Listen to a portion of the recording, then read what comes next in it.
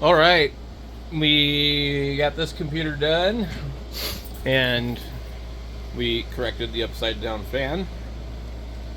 I don't know which card I should actually run in here. I don't know which one this is. It was a $34 card. I think this card went with the uh, Asus Z97 Sabertooth board. I think it went with that one. I might be wrong, but I think I would pull that newer card and put it in here. Maybe. This is more of the kind of computer I'm after, because when you look at it, see, it's pulling 40 watts. And it's not an i7, but it's an i5, and it's an 8th generation. And it scores pretty high compared to my other computers that score in the 3s. It's almost in the 6s. I think the other computer is almost in the 8s. So, and this is actually, I've scored higher with this same computer, just in a different case. What's happens is I switched the hard drives around, and so basically, if not all of the updates for Windows are completely installed, you'll see a completely different thing. We're also running Windows Update, or excuse me, Windows Update, Windows Enterprise, which is Windows 10 Enterprise. I'm going to check for updates, but there could be some conflicts in hardware, because this, yeah, see, it just continually keeps downloading. So until it gets like current, your Cinebench score won't be normal. Okay, so anyway, we had something else I wanted to share with you guys that our friend Jesse found at the store. Him and the couch people. Well, apparently there's supposed to be a meme on Facebook about the couch people of Goodwill, which is basically some dude decided to make up something and say, wouldn't it be funny if somebody made a meme about the people sitting on couches waiting to buy stuff at Goodwill? But as far as we know, nothing exists on that topic. So anyway, I had about 5 people come up to me today. Hey, did you hear about the couch people meme? You guys are famous. Huh? I'm like, how famous are we talking about here? I mean, I've already got like almost 10,000 subscribers and people that like to leave me nasty comments on here. I thought I was already famous. I have people that recognize me at Hamfest that I don't know. Anyway, that was kind of funny. But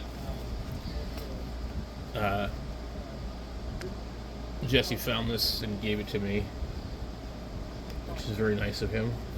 We don't know if it works. I have not actually looked up this particular one because it's really hard to tell which model it is. But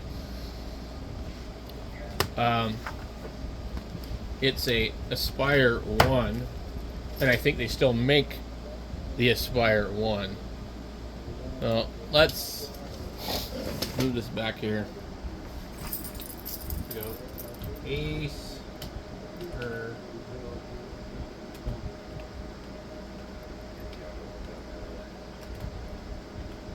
I've got another Acer that's almost that small that I really, really like.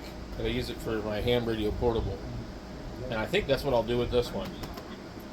So, sometimes when I go and do portable stuff, it's much easier just get on the radio and just start doing FT8. I can make a contact. I can say, well, I made a contact over here and here and here. And you need a little small laptop or some kind of Android. So my other laptop is called the Acer Spin, and it's actually a little bit bigger. Unfortunately, it cracked in the corner. And this thing is really nice. I would love to have another one in good condition. You got one USB, another USB, HDMI, and a card reader. and it uses this funny ass plug. But anyway, I quit using it because it cracked. And I don't want to keep opening it up and using it. So this one here is probably a little more durable. So what we want to find out, just to make sure that we have the polarity correct on this. This is old enough to where it's probably 19 volts. That's what I can tell from the internet. I found a power supply for $9 on Amazon, and of course in the ad they hide the ratings, but here is 19 volts. The dashes are on the bottom, which means the polarity is center positive. It's 19 volts, 3.42 amps, and this is no name on it. So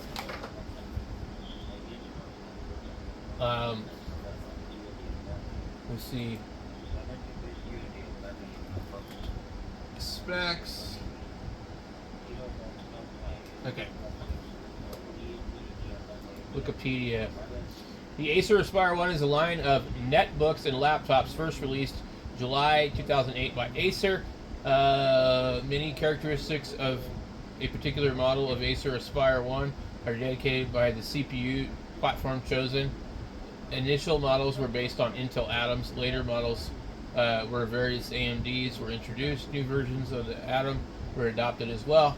Early versions were based on the Atom platform, which consists of an Intel Atom processor and an Intel 945 GSE Express chipset with an Intel 828001 GMB IO controller, and is available in several shell colors: seashell white, sapphire blue, golden brown, onyx black, and coral pink. Higher end models were released in 2010, consisting of AMD Athlon 2 Neo processor and an ATI Radeon HD 4225 graphics controller. These are available in onyx black, blah blah blah. What I'm just trying to find out is XP, Service Pack 3, Windows 7, Linux, shipped with Linux Linux Lite, based on Fedora.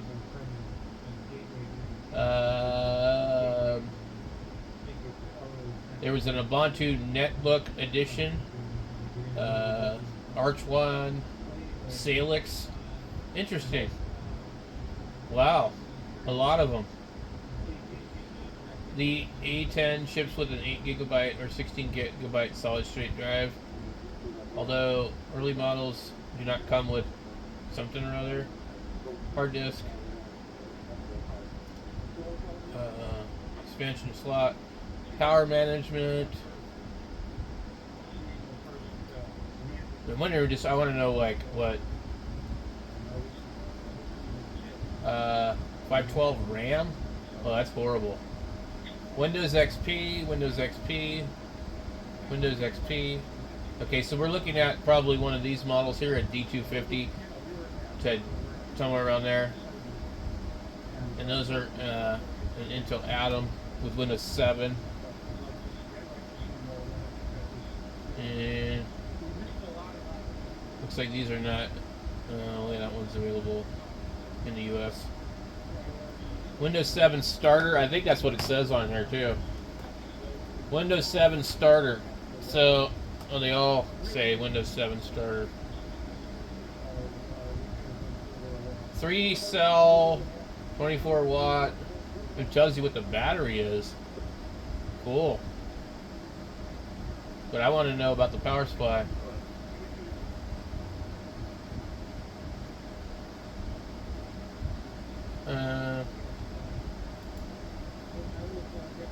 I just want to make sure I know before I plug it in. So like I was saying earlier, there's one on Amazon, but they will hide. They'll hide it in the ad, what the voltage is. You won't be able to read it.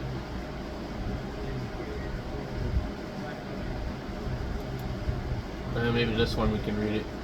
19 volts, 2.1 amps. That's cool. Okay.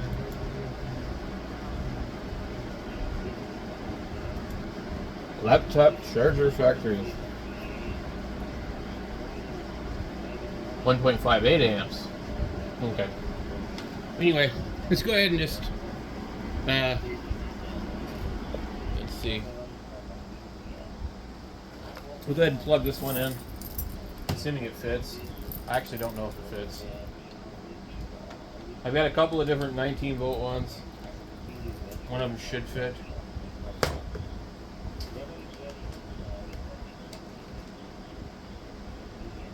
Perfect. I took this off of one of my monitors. Let's see. Okay. Bit of orange light. Alright. Let's see.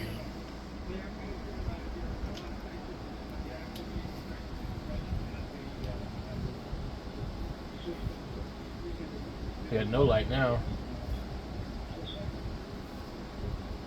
There goes the battery light again.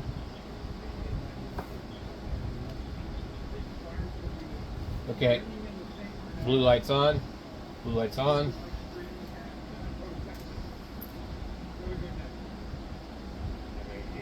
It's doing something. Cool. Hard disk security. Lovely. Alright, so which version of Linux do we want to put on this bad boy? I don't know, because it might be a stretch trying to get this thing to run Windows 10, you know what I mean? Please input the password for WDC.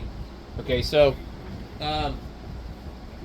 what I'm going to do is probably use Hiron's boot CD. I just want to find out, get into this thing and find out what disk is in it. I may open it up and just put a different drive in it altogether. So let's try something else here too. Okay, let's go ahead and reset. And I want to get into the BIOS first. Okay.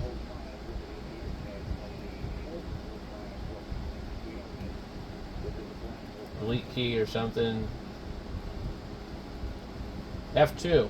Okay.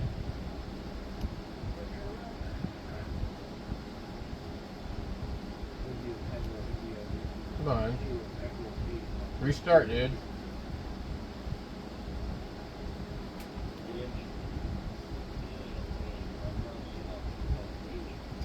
Okay.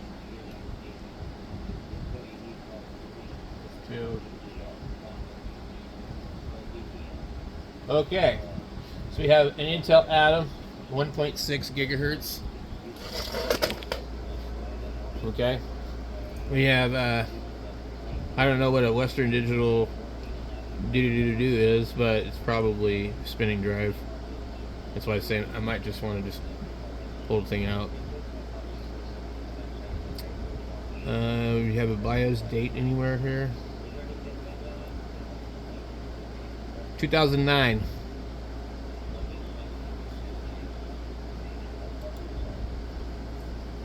We want to look up, maybe I can find the model.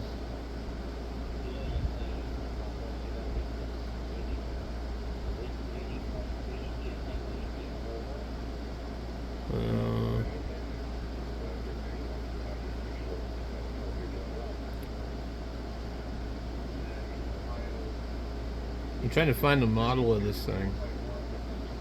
How much memory do we have? Oh my god. We have 1 gig. Video memory, 8 megabytes.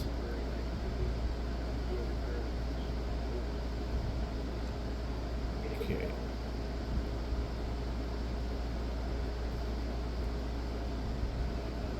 Okay, I'm gonna get a Linux stick.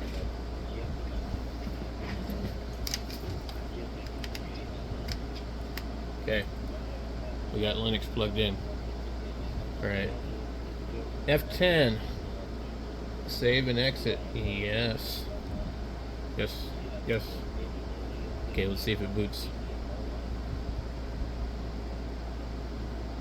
Inside BIOS. Nope. Okay. So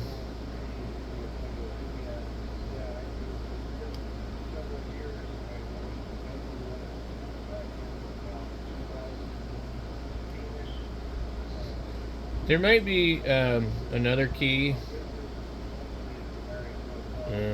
This is annoying because this thing doesn't like to reset. You get to hold it for quite a while. We'll try F10 through 12. Okay. I'm just trying to get to the boot menu. It's not really giving me a boot menu. Well, I'll just do the typical thing and try it again. Okay, boot. Okay, so negative and positive should use the up and down arrows to select device, then press F5 to move it down the list, or F6 to move it up the list. Okay. F5.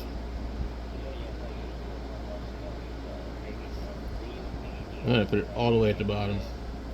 Okay.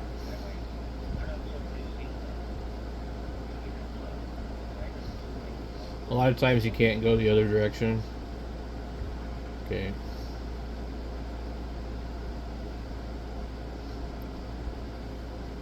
I definitely don't want this network boot thing.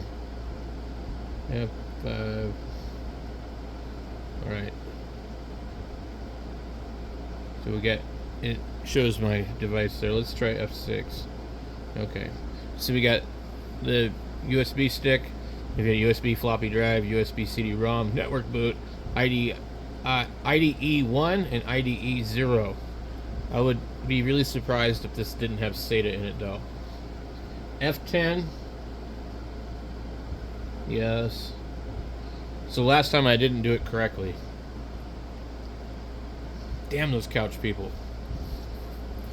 So anyway, we'll wait and see if this thing works. It's got some crap security on it, and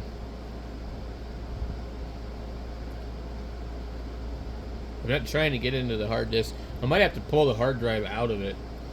I don't know if this is one of the goofy ass ones where you gotta split the case open.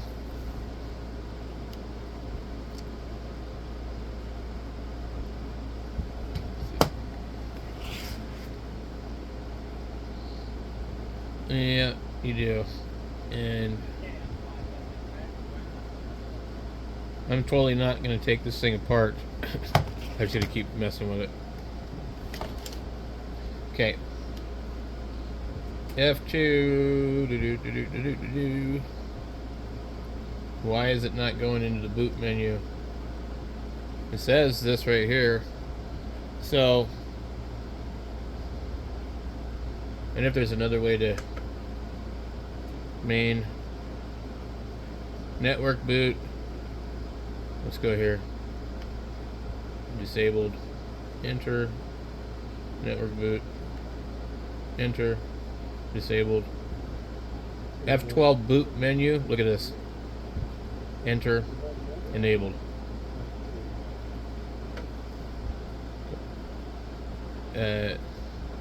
D2D recovery. Nope.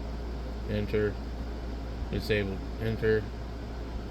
SATA AHCI mode. F10. So okay, now I just need to do F12. Look at that. Completely different. Still goes to it though.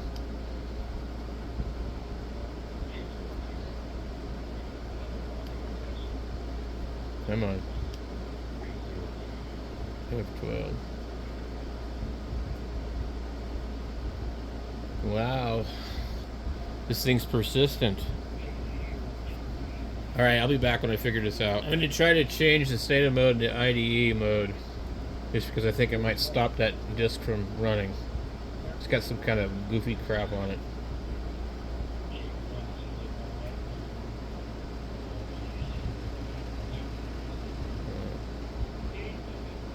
Hard drive password. Set.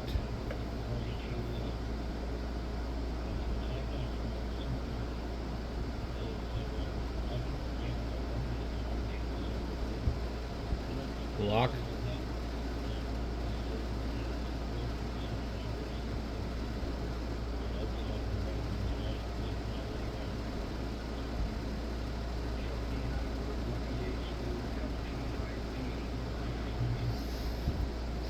Supervisor password is clear. User password is clear. Hard drive password is set. How could that be clear? There's no. That just means there's no password.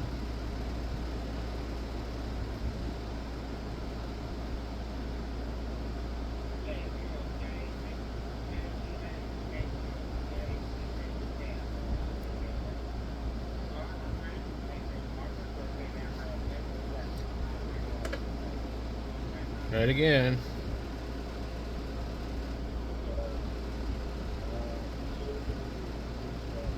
This damn thing is annoying. I've never had this problem before.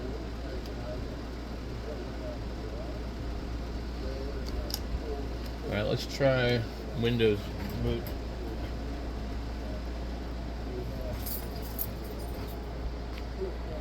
I just want to put like Linux or something on it. You know? I don't want a Windows 10 on it. It's too old for that. But I can't get it to do anything. So it's so locked that it's like I might have to just change the hard drive. Now, if this has got a mechanical drive in it, I would be better to put one of my 2 terabyte mechanical drives in it. So it doesn't.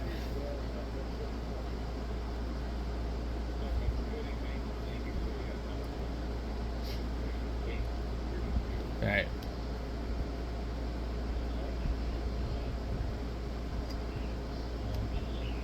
The drive's probably encrypted, which means I'm going to be able to use it anyway, no matter what.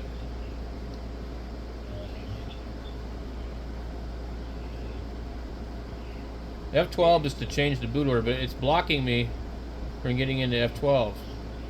It doesn't even allow it.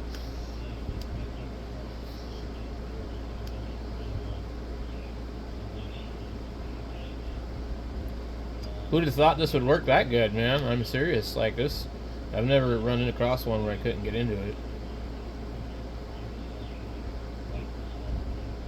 Okay. Manufacturer 2001. Hard drive name. Acer AOD255. Let me look this back up again. I want to see which one this is.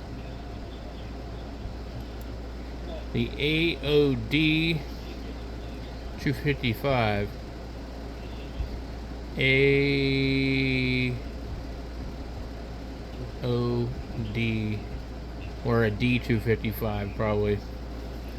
Windows XP, Windows 7 starter, Linux, some with Android, Intel Atom 270, 280, 450, 550.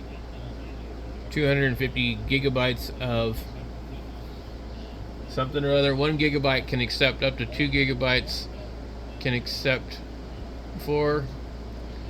So you can really only put a little bit more RAM in it. 250, 320, or 500 on the hard drive. Yeah.